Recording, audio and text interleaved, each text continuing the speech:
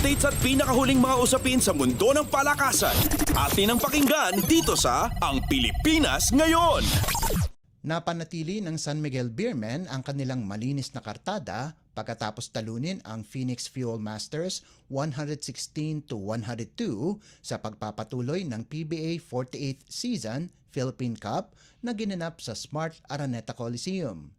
Pinangunahan ni CJ Perez ang Beermen sa nagawa nitong 32 puntos, ang kanyang pinakamagandang performance ngayong komperensya para tulungan ang kanyang koponan na ipagpatuloy ang pangunguna sa team standings. Ito naman ang ikalawang sunod-sunod na talo ng Phoenix para bumagsak ang kanilang record sa 1-4. Nakapag-ambag naman si Jericho Cruz ng 17 puntos habang nagdagdag si Terence Romeo ng 16 na puntos. At sa kanyang pagbabalik sa first five, nagbigay naman ng double-double si 7-time Most Valuable Player Junmar Fajardo na may 13 puntos at 12 rebounds para sa San Miguel. Updates at pinakahuling mga usapin sa mundo ng palakasan. Atin ang pakinggan dito sa Ang Pilipinas Ngayon. Nakopo ni Filipina tennis star Alex Ayala at ang kanyang kapartner na si Estelle Casquino ng France ang doubles tournament ng W75 Croisy Beaubourg Tournament na ginanap sa France. Nakuha ni Ayala at Casquino ang titulo pagkatapos talunin ang top-seeded duo na sina Jessica Poncet ng France at Maya Lumsden ng United Kingdom 7-6 to 7-5 sa finals ng torneo. Bago nito, tinalo nila sina Kira Pavlova ng Russia at Mary Verkerle ng Luxembourg 6-3 at 6-3 sa semis. At ang tambalan nina Emily Appleton ng Britanya at Isabel Haverlag ng the Netherlands 6-4 at 6-0 sa quarterfinals.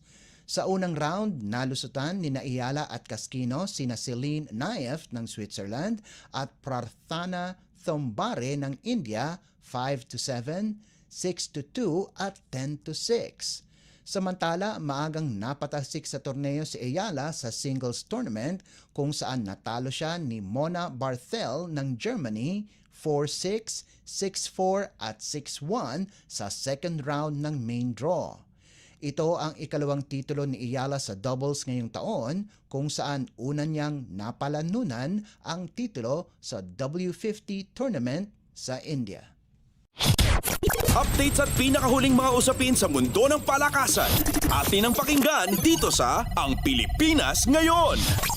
Hindi pinalad ang Gilas Pilipinas Women pagkatapos matalo laban sa Chinese Taipei 19-9 sa quarterfinals ng 2024 FIBA 3-on-3 Asia Cup na ginanap sa Singapore Sports Hub sa Singapore.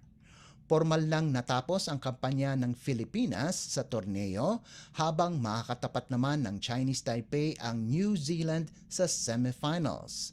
Samantala, wala na rin sa kontensyon ang men's team ng Gilas Pilipinas pagkatapos natalo ng 2 beses sa pool stage ng torneo.